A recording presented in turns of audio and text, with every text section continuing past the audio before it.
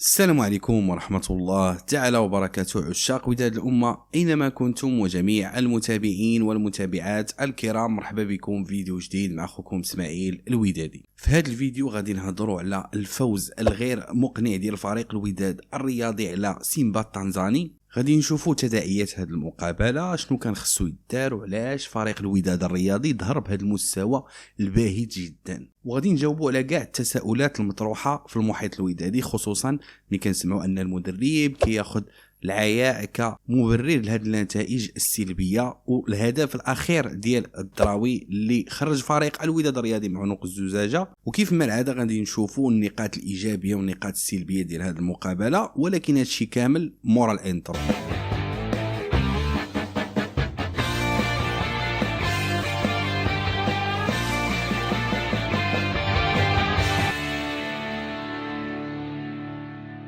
فبحالي بحال اي ودادي كندخل كنشوف الفرقه ديالي بالتشكيله الى غير ذلك، ولكن الحاجه اللي كانت من مبادئ فريق الوداد الرياضي واللي ما بقاتش حاليا وهي القتاليه وروح الفريق والجرينتا ديال فريق الوداد الرياضي. واش المشاكل المحيطه بفريق الوداد الرياضي هي السبب؟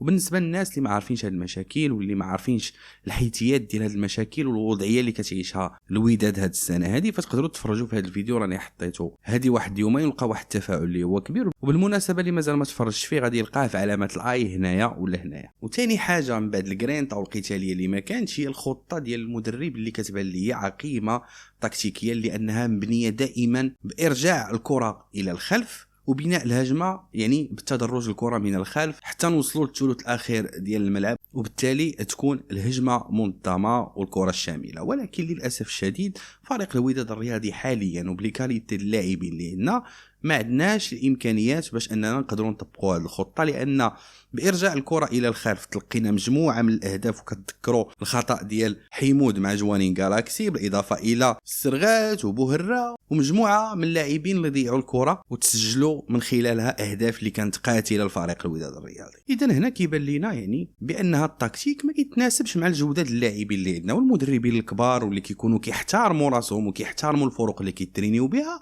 كيكونوا مرنين تكتيكيا وعندهم داك المرونه التكتيكيه، وكيحاولوا على انهم يلقاو خطط اللي كيتناسبوا مع الامكانيات والجوده اللاعبين اللي عندهم، وبالتالي اللاعب على الامكانيات اللاعبين اللي عندك. ولكن السي رمزي بقصوحيه الراس وبداك الفكر اللي جاي باغي يطبقوا صحه في البطوله الوطنيه وبالعقليه ديال اللاعب المغربي اللي صعيب ويكاد يكون مستحيل، ادى الى هذا الفشل الذريع وهذه النتائج السلبيه. وكتبقى الفكره ديالي اللي مرسخه دائما حتى المقابلات اللي فزنا فيهم في السوبر ليغ، فراه كان بالتجرد من هذا التكتيك الفاشل جدا وما كناش كنشوفوه. وكنا كنشوفوا فريق الوداد الرياضي كيعتمد على اللاعب المباشر وكل واحد في بلاصتو. واضافه الى ذلك ان بناء الهجمه من الخلف بجبران وباللاعبين ديال الدفاع كيبطئ بزاف من بناء الهجمه حتى كيكونوا لاعبين الخصم رجعوا للاماكن ديالهم، وهذا الشيء اللي كيخلي فريق الوداد الرياضي يكون في واحد العقم هجومي اللي هو كبير. وقولوا لي الراي ديالكم في التعليقات بخصوص هذه النقطه هذه. وحتى هذوك الناس اللي كيقول لك بان الناصري ما جاب ليش لاعبين الى ما جاب ليش مهاجم مدافع وسط ميدان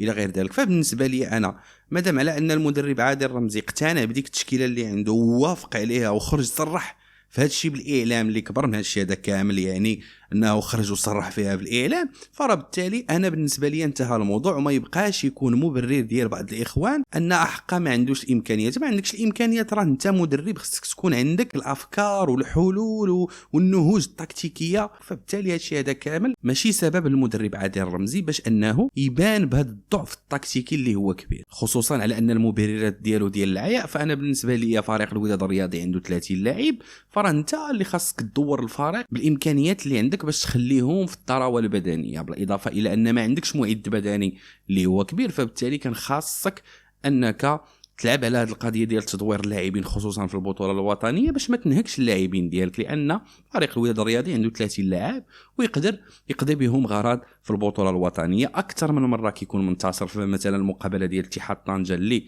يعني في دقائق مبكره كنا منتصرين 3 اهداف لصفر، تما كنا نقدروا نشوفوا محروس نشوفوا ايضا اسماعيل مترجي، نشوفوا ايت برايم اللي كيعاني حاليا دابا في هذه المقابله والمقابله اللي فاتت، لان السيد مغلوب على امره والتنافسيه بعيد عليها تماما. فبالتالي كنشوفوا بان المدرب هو المسؤول الاول والاخير على هذه الحاله اللي وصل لها الفريق فيما يخص الكره بطبيعه الحال، لان الوداد عنده واحد المشكل اللي هو تسييري اللي هو كبير واللي كلكم عارفينه وشرحته بالتفاصيل باش ان كل شيء يفهم القضيه ديال سعيد الناصري، وكيفاش ان الفوضى المنظمه اللي دارها سعيد الناصري باش ادات الى هاد الالقاب هادو كاملين. وحتى هاد الفيديو غيطلع لكم في علامه الاي تلقاوه هنايا ولا هنا، لان سعيد الناصري ملي كتشوفوا الانتدابات وكتشوفوا بان والتر بواليا جا ما لعب حتى ماتش وغيدي لك في ليتيج والطاس حكمات ليه ب 250 مليون، زيد عليها باباتون اللي دا 700 مليون، وهادشي بلا ما نهضروا على الجعدي وعلى مجموعه من اللاعبين. فبالتالي خزينه الوداد كتستنزف بواحد الشكل اللي هو كبير، وبالتالي هنا كنستنتجوا بان سعيد الناصري ما بقى عنده ما يعطي للوداد. وكنظن بان الميركاتو الصيفي ما غاديش نلقاو سعيد الناصري، نتمنى نلقاو شي رئيس اللي يقدر قيمه هذا الفريق. فسعيد الناصري اعطى ما اعطى واخذ ما اخذ من فريق الوداد الرياضي، كنشكروه على السنوات اللي قضاها معنا والالقاب اللي خديناها مع سعيد الناصري. هادشي كامل ما نقدروش نكروه، ولكن لكل بدايه نهايه. فالانسان منين يشوف راسو هو ما قادرش يعطي، خصو يخرج من فريق اللي فريق ديال الالقاب وفريق ديال التاريخ، ولا كان هو ودادي غيشوف راسو ما قادر ما غادي يعطي، خصو يخرج. وهادشي كامل كيديني لبعض الجماهير اللي مازالين كيدعموا الناصري ومازالين كيدعموا رمزي وبعض اللاعبين. سير اخويا نقول لك انا راه ماشي ودادي، ولا راك ما عارفش الوداد وما عارفش التاريخ والامجاد ديال فريق الوداد الرياضي. ونرجعوا لموضوعنا اللي هو المقابله والفوز الغير مقنع بتاتا على سيمبا التنزاني. فهنا عندي واحد جوج رسائل اللي مهمه ليحيى عطيه الله ويحيى جبران. اول حاجه يحيى عطيه الله، نبغيك اخويا ما تبقاش تمشي لضربات الاخطاء الثابته باش تصونطريهم، الله يرحم لك الوالدين، لان السونطراج الوحيد اللي ما درتيهش انت دارو بوهره تسجل الهدف. وايضا ليحيى جبران، سير اخويا ما تبقاش تيري بينانتيات، الله يرحم الوالدين، الفرقه راه فيها 11 لاعب، راه مطيع الى تيرا ممكن غادي يجيبها في الشبكه، فبلا ما تبقى تمرقنوا لينا الله يرحم الوالدين ضربوا بينانتيات. ثاني مره اخويا جبران كتيري بينانتي بديك الطريقه المبرهشه بزاف، لان المره الاولى درتيها مع لي فار وعطاك الحكم تعاود ودركتي الموقف. دابا عاوتاني مع حارس اللي هو مغربي وكنعرفوا الكرد انه كيعرف اللاعبين البطوله الوطنيه، فبالتالي بغيتي تيري بينانتي 90 تهز كره شويه راه باين بينانتي كيخصو يتضرب، حتى ديك الساعه لاش قلتي نقولوا ماشي مشكل. فالمقابله كانت عامره بالنقاط السلبيه بزاف، حاولت نذكر لكم منها يعني بزاف اللي كانوا يعني فيهم الضوء، لان ملي كتشوف لاعب مثل جبران كيضيع ضربه جزاء، ما كاينش بناء الهجمه السريعه، ودائما كنبقاو نردوا كره للور ونعجنوا في بناء الهجمه، حتى اللاعبين ديال سيمبا تيطلع ليهم الدم. فللاسف ولينا محفوظين ولينا عارفين الاسلوب ديال فريق الوداد الرياضي كيفاش يلعب داكشي، باش اي فرقه كتجي كدير عليك الضغط، ما كتخليكش تبني الهجمه من الخلف، لان لي كاليتي دو لو جو ولي كاليتي ديال لي جوور ديالك ما عندكش باش دير هذه الخطه هذه، فكيضغطوا عليك كيديو لك الكره وكيربحوك بكل سهوله. المدرب لا حياه لمن تنادي. فلا بغينا نهضروا على نقاط الضوء في هذه المقابله هذه، نقدر نبدا بالشوط الاول بالاحتيمي اللي كان كيدير داك ديبوردمون على اللاعبين، وكيقدر على انه يدير داك الهجمه السريعه والهجمه المرتده، بالاضافه الى بوهره اللي كان حتى هو كيحاول وسط ضربه جزاء في الشوط الثاني، وكان كيحاول مرارا وتكرارا، وبدينا كنشوفوا دوك الاجنحه كيتحركوا مع استمرار المقابلات. الدفاع اللي كان في نظري انا مزيان، وكان التدخل اكثر من مره، لولا ذلك كنا نقدروا نتلقاو اهداف. القتاليه ديال الدراوي وانه كيحرد التيران، مع انه تلقى مجموعه من الانتقادات من بعض الاخوان جماهير فريق الوداد الرياضي، الا ان كيبقى الدراوي هو العنصر الوحيد اللي كيحرد التيران وعنده داك السخاء البدني، وكيفكرني في ايام وليد الكرتي في البدايات ديالو. خاص غير المدرب يقدر يستخرج منه داك الطاقه ويحاول على انه يخلي الدراوي يزيد شويه القدام، لانه الوقيته اللي كيزيد القدام عطانا تمريرات حاسمه، عطانا اهداف، عطانا تمريرات في الانترفال، عطانا مجموعه من الاشياء. فالدراوي خصو مدرب اللي يقدر القيمه ديال هذا اللاعب هذا ويعطيه حقه في الملعب. خاص مدرب اللي عنده اسم كبير وكاريزما كبيره وواحد القيمه اللي يقدر يتحكم في غرفه الملابس ديال فريق الوداد الرياضي، ويحاول يجلس جبران شويه يرتاح، لان السيد راه كيلعب فوق الامكانيات ديالو هو عطيه الله. وهانتوما غتشوفوا العملود من يرجع كيفاش غادي يرجع، ومجموعه من الاشياء اللي ناقشتها معكم في مجموعه من الفيديوهات وفي حلقات برنامج وداد العائله. بالمناسبه تسناو برنامج وداد العائله اليوم على الساعه 9:30 مساء بتوقيت المغرب ان شاء الله، باش نتحدثوا في هذا الشيء ونعطيو الفرصه للمكالمات الناس وداديين باش يتدخلوا معنا ويتحدثوا معنا ويقولوا لنا اشنو كاين بخصوص وجهة النظر ديالهم. هادشي كامل غيديني للحلول. دابا قلنا المشاكل، النقاط السلبيه، قلنا الايجابيه، شنو الحلول، شنو خاص يدار باش فريق الوداد الرياضي يرجع للسكه ديالو.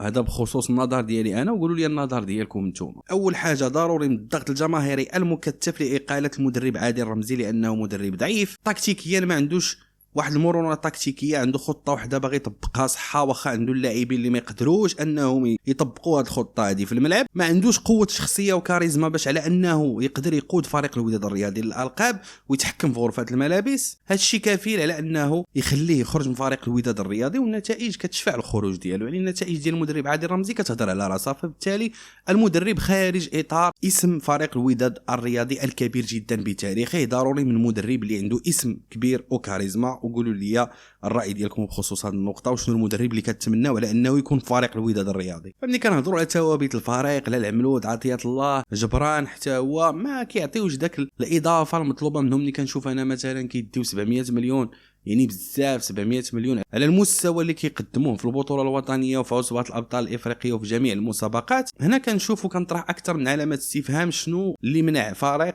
الوداد الرياضي على انه ينتدب لاعبين ب 700 و 800 مليون واللي يعطيو الاضافه بصح. هنا مباشره كنمشي الرئيس اللي بالنسبه لي انا الا زاد عام اخر غتكون كارثه في حق جمهور فريق الوداد الرياضي وفي حق فريق الوداد الرياضي، وهذا اهم الحلول. فبالنسبه لي يحاول يدير الجموع العامه ديالو في هذه السنه من الميركاتو الشتوي الى الميركاتو الصيفي، ويدير خروج حسن ما يخرج بشي فضيحه كرويه لا قدر الله، لان هذا الشيء اللي كنشوفه راه غادي يدينا في هذه السكه. فبالتالي انا كندق ناقوس الخطر المسؤولين على فريق الوداد الرياضي حاليا انهم يصلحوا الموسم بانتدابات ولاعب واحد احسن من 10 في انتدابات الشتويه. ما نشوفوش شي 20 ولا 12 لاعب عاوتاني ديال الدرجه الثانيه اللي ما غيعطيو حتى شي اضافه للفريق.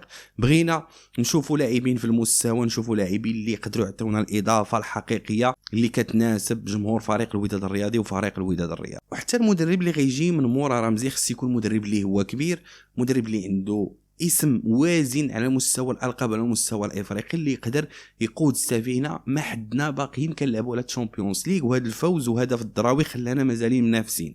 حسن ما نخرجوا من هذه المسابقه وديك الساعه ما غيرضى حتى شي واحد يجي يلعب معك على البطوله وكاس العرش. فبالتالي هذا هو الوقت المناسب لاصلاح جميع هذه الامور. ما تنساوش تقولوا لي الراي ديالكم في التعليقات، واللي مازال ما دارش لايك يدير لايك. فاطمه راسك راه بيريكي. كان معكم خوكم اسماعيل الودادي. السلام عليكم ورحمه الله.